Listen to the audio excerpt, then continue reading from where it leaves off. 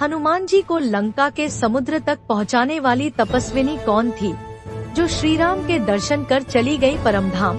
पूरी कहानी जानने से पहले वीडियो पर प्रभु श्री राम का नाम लेकर एक लाइक कर चैनल को सब्सक्राइब ले। भगवान आपकी मनोकामना जरूर पूरी करेंगे। आइए जानते पूरी कहानी। भगवान विश्वकर्मा की पुत्री हेमा की सखी का नाम स्वयं प्रभा था। हेमा ने अपनी भक्ति और तप के बल पर भगवान शिव को प्रसन्न कर लिया था।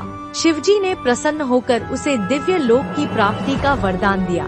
जब हेमा अपनी गुफा से दिव्य लोक में जा रही थी, तब उसने अपनी सखी स्वयं प्रभा को भी तप का उपदेश दिया और कहा कि वह गुफा में रहकर निरंतर भगवान राम का चिंतन करे।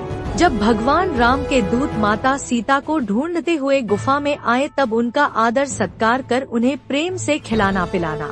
इसके बाद भगवान राम के पास जाकर उनके दर्शन कर जीवन को धन्य कर मुक्ति हो जाना।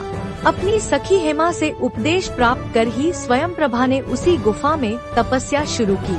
वानर राज सुग्रीव के आदेश जब हनुमान जी जटायु सहित अंगद आदि वानरों का दाल लेकर माता सीता को खोज में निकले, तो रास्ते में उन्हें एक गुफा नजर आई। गुफा के अंदर जाकर उन्होंने देखा कि एक उत्तम बगीचा और तालाब है, जिसमें बहुत से कमल खिले हुए हैं। वहीं एक सुंदर मंदिर है, जिसमें एक तपस्विनी स्त्री बैठी है।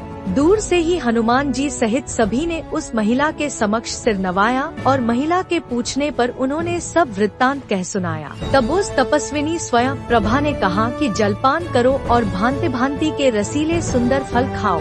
सबने स्नान किया, मीठे फल खाए और फिर सब उसके पास चले आए।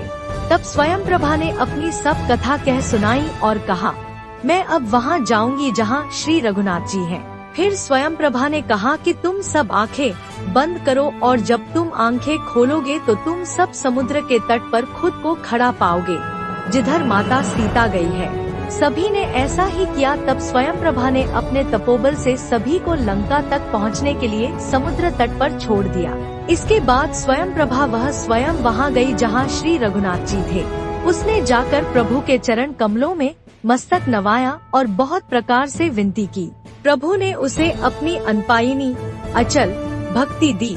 प्रभु की आज्ञा सिर पर धारण कर और श्री राम जी के युगल चरणों को, जिनकी ब्रह्मा और महेश भी वंदना करते हैं, हृदय में धारण कर वह स्वयं प्रभा बद्रिकाश्रम को प्रभु के परमधाम चली गई।